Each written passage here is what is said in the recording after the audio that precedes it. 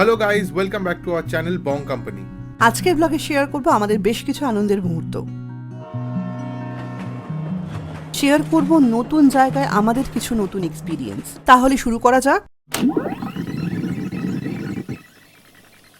বছরের শুরুতে আমরা অনেক উচ্ছ্বাস ও উদ্দীপনা নিয়ে শুরু করেছিলাম আমাদের ভ্রমণ পর্ব।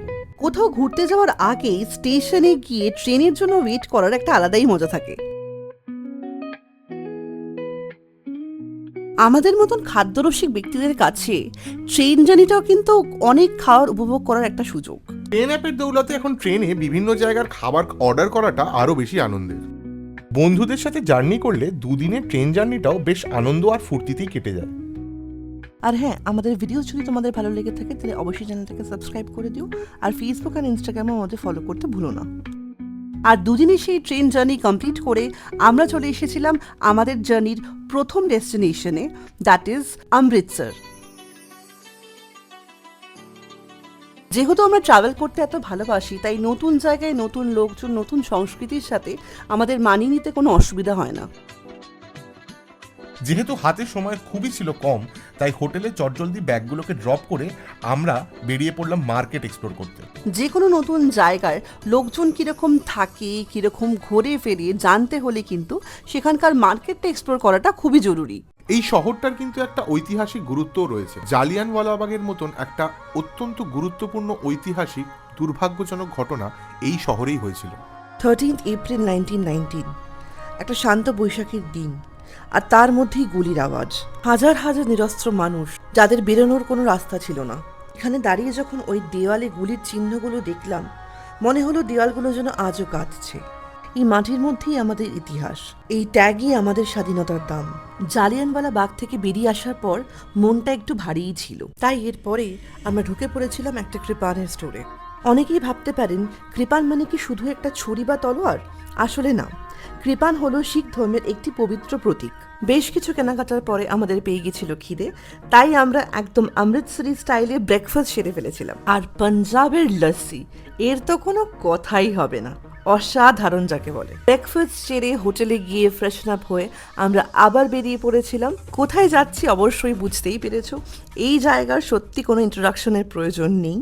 এইটাই হলো গোল্ডেন টেম্পল, যার আসল নাম শ্রী হরমন্দির সাহিব। 1588 সালের 1 ডিসেম্বর মাসে গুরু অর্জুন দেবজির সময় এই পবিত্র গুরুদ্বারের ভিত্তিপ্রস্তর স্থাপন করা হয়। গোল্ডেন টেম্পল গেলে অবশ্যই কিন্তু এই কারা প্রসাদ খেতে কেউ ভুলো না।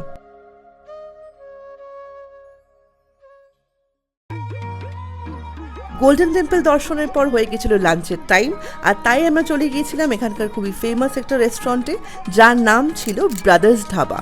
আমরা লাঞ্চে ট্রাই করেছিলাম সরসোদা শাক, মাকাই দি রুটি আর পাঞ্জাবি থালি। অমৃতসর শহরটি প্রতিষ্ঠা করেন শিখেদের চতুর্থ গুরু গুরু রামদাস 1577 সালে। অমৃতসর শুধু ইতিহাস নয়, খাবারের জন্যও বিখ্যাত। আর বাঙালি হয়ে ফিশ ফ্রাই ট্রাই করতে আসবে না, সেটা কি সম্ভব? তাই আমরা চলে এসেছিলাম মাখন ফিশে, এখানকার ফেমাস ফ্রাইড ফিশ ট্রাই করতে। মাত্র একদিনের সময় আর এত সুন্দর এক্সপিরিয়েন্সেসের মধ্যে দিয়ে অমৃতসর কিন্তু আমাদের মন কেড়ে নিয়েছিল। এইবারের মতন অমৃতসরকে টাটা বাই বাই বলে আমরা বেরিয়ে পড়েছিলাম আমাদের নেক্সট ডেস্টিনেশনের জন্য, যেইটা ছিল হিমাচল প্রদেশে। সকাল সকাল বেরিয়ে পড়ার জন্য আমরা ব্রেকফাস্টটা হাইওয়েতে করার ডিসিশন নিই। প্রচুর হাসি ঠাট্টা আড্ডা মারার মধ্যে বেশ কিছুক্ষণ অপেক্ষা করার পরে আমাদের ব্রেকফাস্ট চলে এসেছিল। বলতে কোনো দ্বিধা নেই যে আমার লাইফে খাওয়া বলে ওয়ান অফ দ্য বেস্ট আলু পরাঠা আমি এই ছোট্ট ধাবাটায় খেয়েছিলাম। আজকের এই জার্নিটার জন্য আমরা খুব এক্সাইটেড ছিলাম, কারণ ফাইনালি আমরা রওনা হয়েছিলাম পাহাড়ের উদ্দেশ্যে। আমাদের হাবভাব দেখে এখানে বোঝাই যাচ্ছে যে আমরা মনে মনে সত্যি কতটা খুশি।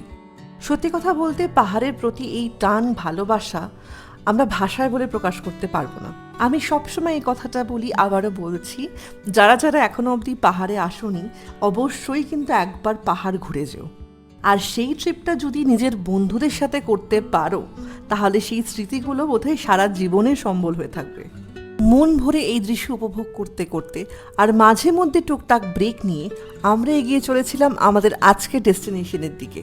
আমাদের আজকের এই জার্নিতে কিন্তু খুশিটা দ্বিগুণ হয়ে গেছিল যখন আমরা দেখলাম রাস্তার ধারে এরকম তুলোর মতন বরফ পড়ে রয়েছে। 5 ঘন্টার জার্নি কমপ্লিট করে আমরা ফাইনালি এসে পৌঁছলাম আমাদের ডালহাউসি রিসর্টে।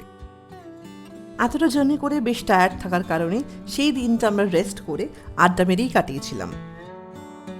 পরের দিন সকালবেলা মনে অনেক উচ্ছ্বাস আনন্দ নিয়ে আমরা চলে গিয়েছিলাম ব্রেকফাস্ট করতে, কারণ ব্রেকফাস্ট করেই আমাদের বেরিয়ে পড়তে হবে সাইট সিইংয়ের জন্য। ব্রেকফাস্ট সারার পরের যেটা ঘটলো সেটা আমরা কোনোদিনও কল্পনাও করতে পারিনি। কী সমস্যা হয়েছিল আমাদের শেয়ার করবো সেটা নেক্সট ভ্লগে। খালি উপরওয়ালা একটা আওয়াজ দিল, ভাগো ভাগো।